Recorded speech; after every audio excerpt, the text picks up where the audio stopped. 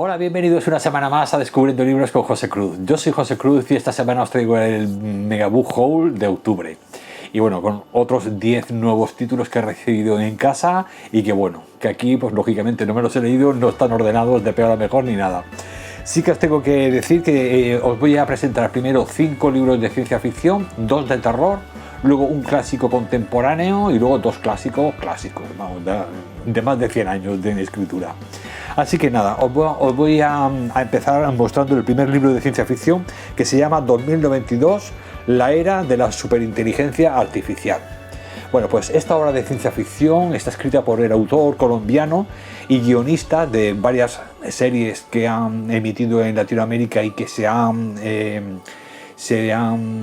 emitido en 20 países. Y bueno, y ahora y después también de haber hecho series infantiles, ahora incursiona en el tema de la ciencia ficción escribiendo sus novelas. Entonces, este chico que se llama Camilo Rojas Rodríguez hizo un máster en la Universidad Autónoma de Madrid, un máster de guión dirigido por MediaPro en la universidad.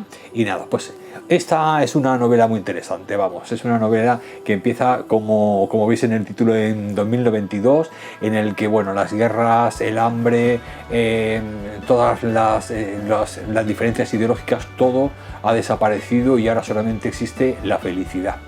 Esta felicidad está basada en una inteligencia artificial, ¿no?, que lo controla todo. Es como un consejo del Network Central System Network, CSN, una red que controla todos los dispositivos digitales y domina a la sociedad en todos los ámbitos.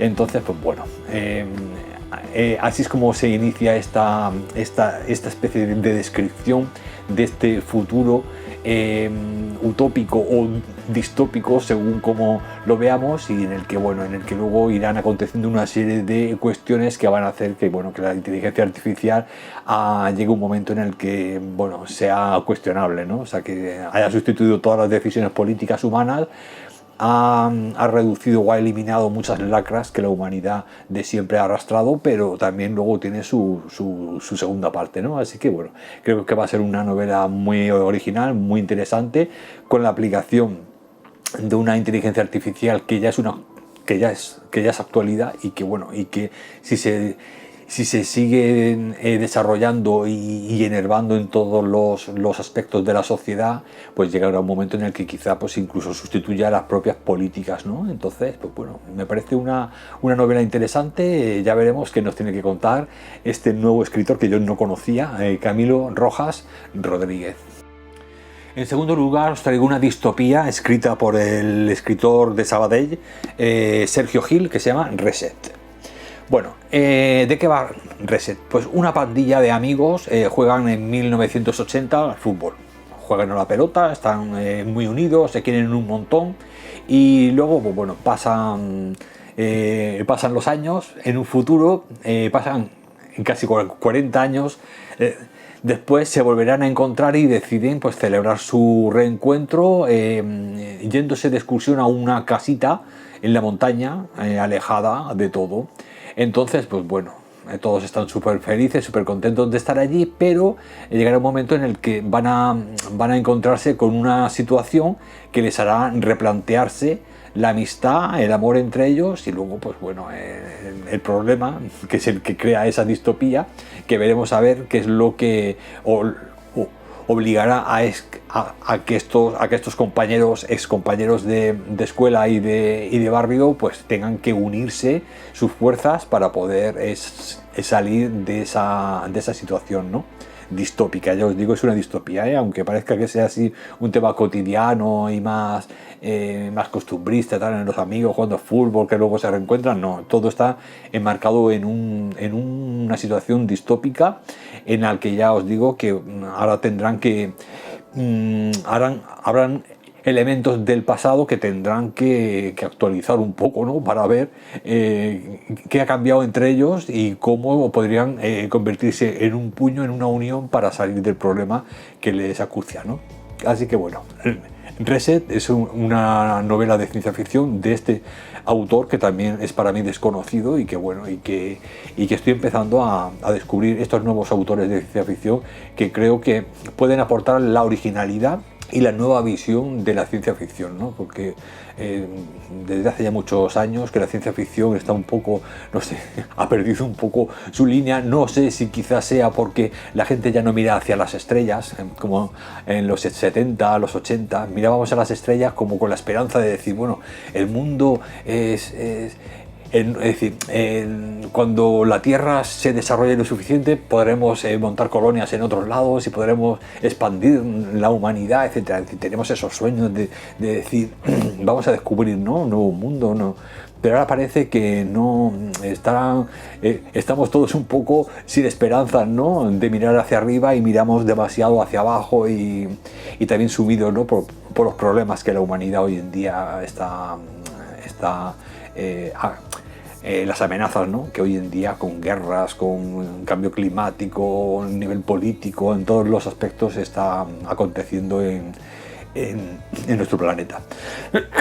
Así que por eso os digo que me gusta conocer nuevos escritores de ciencia ficción que me abran nuevas puertas, ¿no? O sea, que es lo que recuerdo cuando era jovencito en los 80 o así, que cada libro que leía era una historia totalmente diferente, o sea, una imaginación explosiva, había muchísima variedad de imaginación, ¿no? Cada uno tiraba para un lado y unos eran más filosóficos, el otros más de ciencia, más que ficción era más ciencia, otros estaban ya con el tema de los mundos y el lenguaje para comunicarse con los extraterrestres, es decir, que había muchísima variedad dentro del abanico de los escritores de ciencia ficción.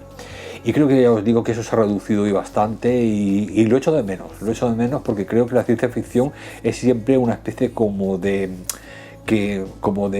impulso hacia adelante, ¿no? O sea, como una hipótesis, ¿no? Cercana o más lejana de lo que puede ocurrir, ¿no? Pero bueno, siempre con un pie dentro de la ciencia, lógicamente, ¿no? Que no es todo ficción, o sea, también tiene su pie en la ciencia. Y claro, cuando estamos viendo por ejemplo, tantos problemas climáticos, etcétera, y de guerras, pues es fácil que ahora se escriban más distopías que antes. Es decir, que todo va un poco, la gente según su estado de ánimo y según sus influencias, así escribe un tipo de subgénero dentro de la ciencia ficción o otro, pues quizá más esperanzador, ¿no? Así que bueno, siempre me parece que descubrir unos nuevos autores es descubrir también nuevas visiones en el mundo y nuevos sueños y nuevas esperanzas, ¿no?, que creo que lo necesitamos, ¿no? La especie humana necesita esas esperanzas siempre, ¿no? Así que bueno, aquí os traigo esta segunda novedad de ciencia ficción que bueno, espero que sea interesante, ya os contaré. En tercer lugar os traigo la obra de una escritora islandesa que nos trae esta novela que se llama La Marca, muy premiada en Islandia, y que ella viene de la poesía, una chica muy joven del 92, y nos trae, ya os digo, esta obra, La Marca, y se llama la chica Frida Isberg. Bueno, pues ¿de qué va La Marca? La Marca va de una distopía, de un futuro distópico, pero es mucho más creíble, por desgracia, que lo que os he contado hasta ahora, ¿no?, con las otras dos. En este caso se trata de la ingeniería social. Qué tipo de experimentos se utilizan sobre la sociedad para conocerla, para saber cuáles son las decisiones que van a tomar y por lo tanto el Estado se anticipa a esas decisiones. Entonces para eso hay que conocer lo que va a votar la gente, qué va a elegir la gente, cómo piensa la gente, etc.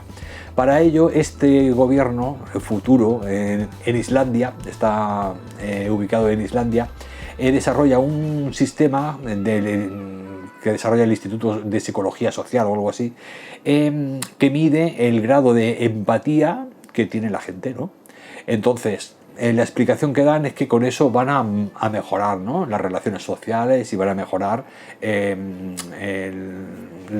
la convivencia, ¿no?, entre los ciudadanos de Islandia. Pero por otro lado creen que esto es una cuestión, o sea, hay otros detractores que creen que esto es una cuestión en fin, que va a perjudicar, ¿no? O sea, porque si tú sabes qué grado de empatía tienen los ciudadanos, también vas a conocer qué grado de antipatía, es decir, qué grado de individualismo tiene la gente, y también utilizarlo en contra de los demás.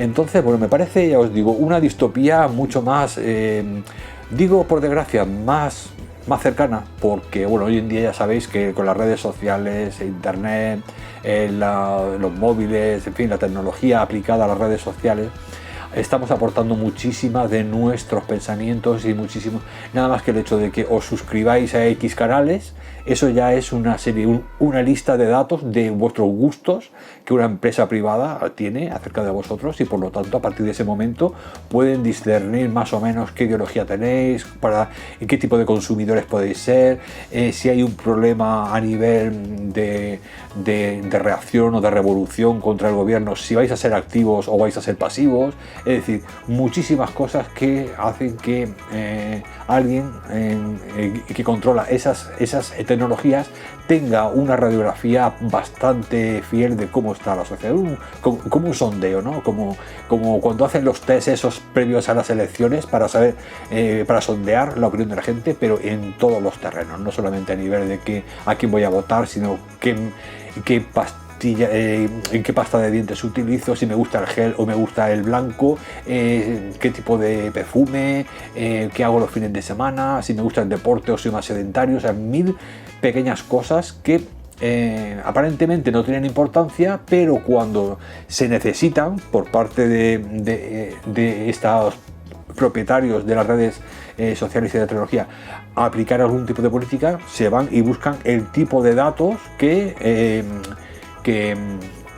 son adecuados para saber si esa nueva política va a ser aceptada o no lo va a ser. Es decir, que no está tan lejos como pensamos. Por lo tanto, aquí lo que hace esta chica, Frida Iceberg, es poner en evidencia, es decir, poner más palpable, ¿no? O sea, resaltar la importancia de que esos sondeos por parte de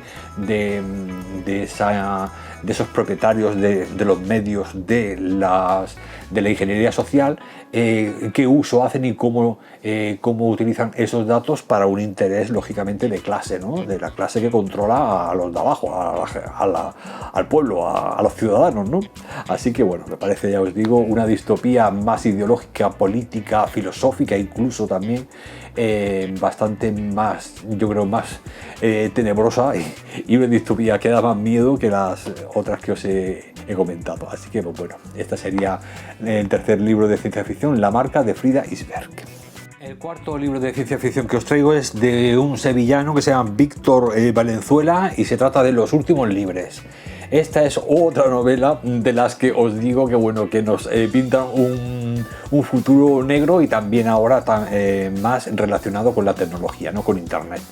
Ahora ya las corporaciones ya se han hecho por fin dueñas de todo, y ya incluso ya los gobiernos ya no gobiernan, porque las corporaciones ya están por encima de ellos y ya no lo disimulan como ocurre en la actualidad, y ya bueno, pues ya ellos imponen una dictadura tecnocrática, ¿no? De empresa, de gran corporación, y bueno, y el que no comulga con su ideología, pues lo persiguen y lo eliminan de la red, ¿no? Hay dos muchachos que son los hijos de científicos a los que se les obligó y se les eliminó, y bueno, y serán un poco la resistencia, que viven un poco al margen de este tema de internet, del control, etcétera. Intentan tener un perfil bajo, que se llama, ¿no? E intentar no aportar datos suyos a internet, en fin, viven un poco apartados de todo esto para no ser detectados, ¿no? Y ellos son los que van a crear una nueva resistencia contra este tipo de dictadura de corporaciones, ¿no? Tecnocrática, etcétera. Así que bueno, como veis, todos los libros de ciencia ficción hoy en día pintan todos el tema distópico, unos más de tipo político, ideológico, filosófico, como el de La marca, de Frida, o esto así más tipo son las inteligencias artificiales, o en este caso internet y las corporaciones en las que hacen el uso de esos datos. Así que pues bueno, este también me parece una propuesta que ya veremos. Yo luego, pues bueno, será inevitable que compare la visión de una islandesa, de una escritora irlandesa, de un escritor colombiano, de un escritor sevillano, español, en fin. Por eso me gusta ver diferentes ópticas de diferentes países, diferentes formaciones. Cada uno de los escritores que os estoy trayendo tiene formaciones muy diferentes. Así que, bueno, ya os contaré a ver qué tal con los últimos libros de Víctor Valenzuela. Bueno, y el quinto libro de ciencia ficción que os traigo viene de mano de una escritora belga y bueno, y yo creo que este sí que lo vais a conocer, es un poco más famoso que los anteriores y se llama Yo que nunca supe de los hombres, de Jacqueline Hartman. Bueno, digo que este ya lo habréis visto porque se ha editado en muchas ediciones diferentes y bueno, lo he visto reseñado por ahí y bueno, es una distopía diferente, ¿no? En la que 40 mujeres están vigiladas por un grupo de soldados, de tíos uniformados. Las tienen secuestradas y no las tocan, no hablan con ellas, etcétera. Solamente las vigilan para evitar que se quiten la vida. Llega un momento en el que se escucha un ruido muy fuerte, los uniformados han desaparecido y la puerta está abierta. Las 40 mujeres saldrán las pobres después de muchos años de encerramiento y verán un mundo pues, en el que aparentemente ya son libres, pero encontrarán una situación que no esperaban, ¿no? Así que bueno, me parece una distopía también, veis, mucho más diferente, ¿no? Muy diferente a las que os he traído hasta ahora, pero bueno, no deja de ser ciencia ficción en un futuro en el que veremos a ver qué amenaza es la que se cierne sobre estas 40 mujeres. Así que bueno, una novela que también tengo muchas ganas de leer, que es muy finita, no se os estoy diciendo las páginas, pero bueno, 194 páginas, o sea que bastante asequible. Esta es una edición de Alianza con letra mediana tirando a pequeña, pero me parece que existe otra, ya os digo, una o dos ediciones más, o sea que podéis encontrarla bastante fácilmente. De todas formas no me han gustado las portadas de los otros libros y como Alianza tiene buenas traducciones, digo, prefiero esta un poco más neutra a las otras que no me gustaban nada sus portadas. Así que bueno, aquí os traigo el quinto libro de ciencia ficción y que yo que nunca supe de los hombres. Vale, y ahora ya vamos a pasar al terror.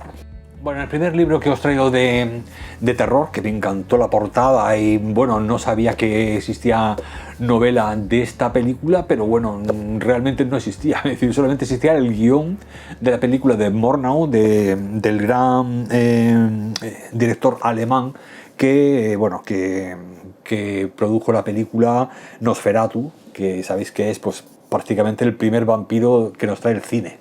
Bueno, pues esta es una novelización del guión. Aquí incluyen tres cosas. Incluye un ensayo con bastantes anotaciones sobre todo lo que tiene que ver con la película de Murnau, con todo lo que tiene las diferencias que existen entre el vampiro de Murnau y el Drácula de Bram Stoker, y luego también nos va a traer el guión de la película tal cual y luego la novelización de ese guión. Es decir, que el escritor que nos trae esto se llama Antonio Muñoz Maestre y es un chico andaluz, también es un poeta andaluz que ha tenido esta gran idea de novelizar por primera vez el guión del Nosferatu de Murnau. Y bueno, yo ya sabéis que a mí Drácula me encanta, pero parece como que Nosferatu, no sé, como más real, ¿no? Es un vampiro enfermizo, es un vampiro que necesita beber porque es que tiene falta de glóbulos rojos, falta de vida, ¿no?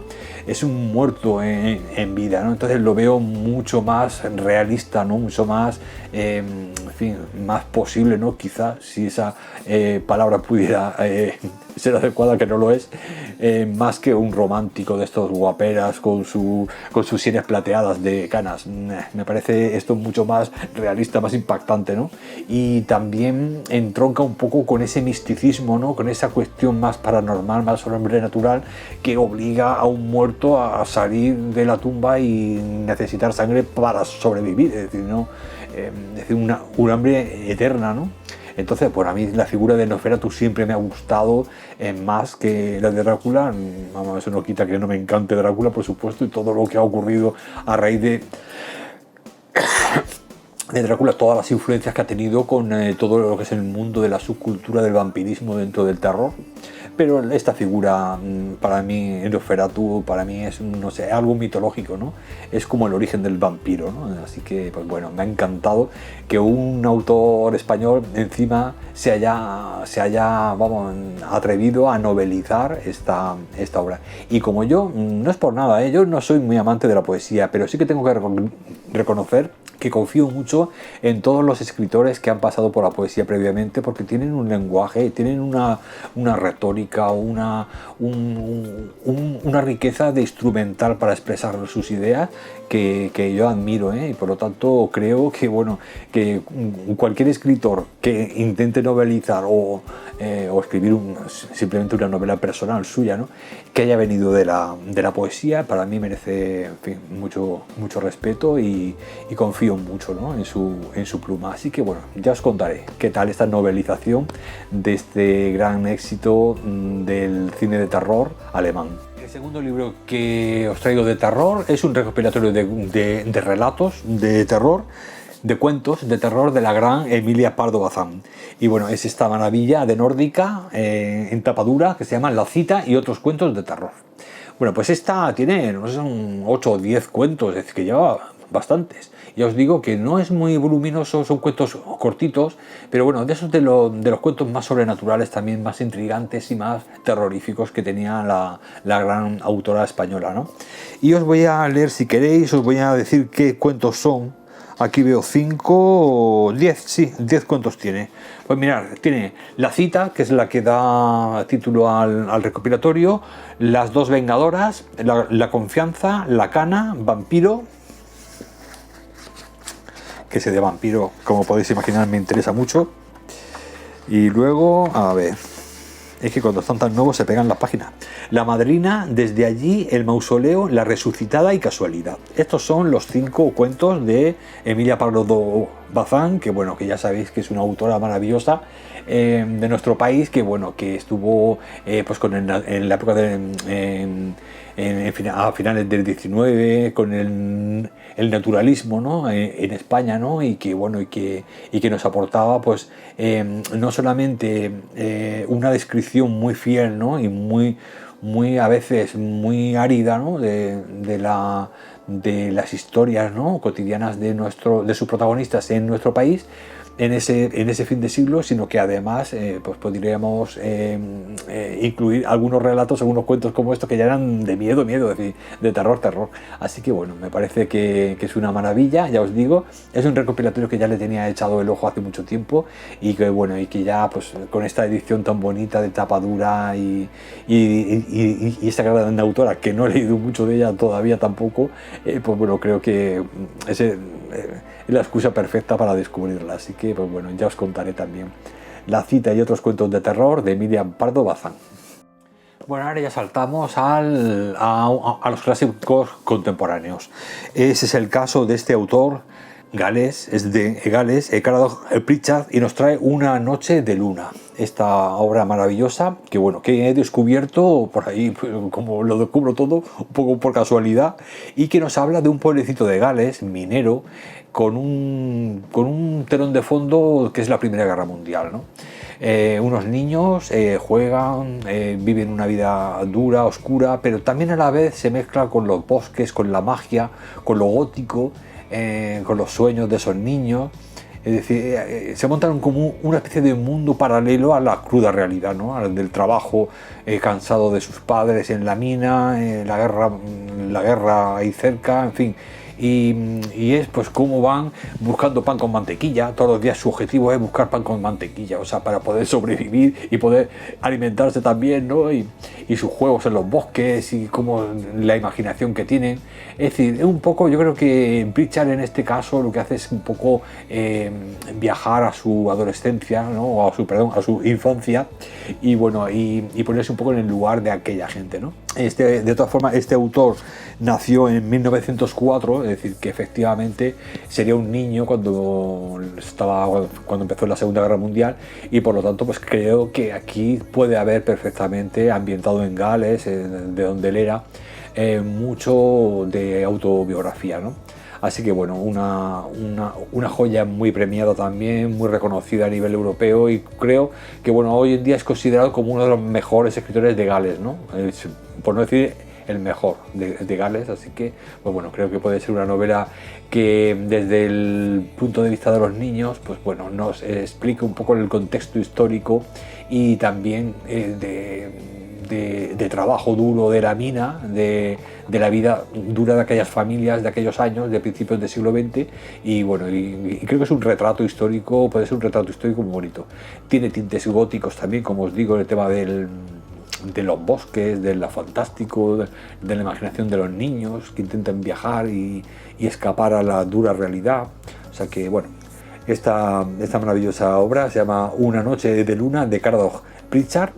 Ya os la leeré y os reseñaré y ya os diré qué me ha parecido. Así que nada, este sería mi clásico. No voy a cortar porque me quedan solamente los dos clásicos que os he comentado. Son dos libros que he descubierto y que he adquirido de segunda mano porque estaban descatalogados.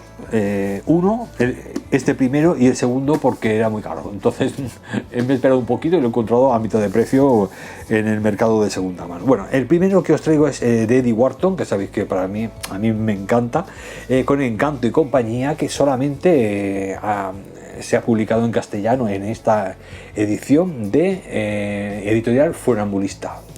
Entonces esta es la única, ya os digo, la única traducción la única edición, ¿no?, de este título al castellano. Y bueno, y además súper bien, muy chula la edición de Funambulista, siempre en tapadura y con sus grabados de época. Y bueno, pues esta novela, ¿de qué va? Bueno, esto es una recopilación de relatos que abarcan desde 1891 a 1935 y que son una perfecta introducción a la obra de la autora. Asistimos a una elegante e irónica disección de la hipocresía de los ricos, de las renuncias personales frente a las presiones sociales, así como una crítica a la institución del matrimonio, como una mirada compasiva hacia los sueños frustrados del ser humano. Pero la ironía de estos textos no es nada cruel. La complicidad que se establece con el lector invita a mirar con nuevos ojos a sus contemporáneos que se parecen mucho a los nuestros. Yo siempre he dicho que la historia es necesaria porque sabiendo lo que ha ocurrido en nuestro pasado entenderemos mucho mejor el presente, ¿no? Yo creo que lo único que define más exactamente el presente, lo que ocurre en el presente, es el pasado, el resultado, ¿no?, de la historia, ¿no?, del pasado. Por eso los historiadores son tan importantes, ¿no?, porque interpretan de alguna forma el origen, el impulso inicial de la consecuencia de lo que somos, ¿no? Entonces creo que, bueno, ya os digo, y quizá en la literatura sea también eso, ¿no? O sea, en el tema del arte, ¿no?, más arte que una materia arreglada, ¿no?, como puede ser la historia, también ahonda, y creo que incluso lo hacen mucho más en el interior del humano, ¿no?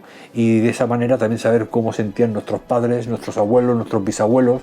Todo eso hace que un poco que interpretemos y sepamos entender y conocer mejor nuestra forma de sentir presente, ¿no?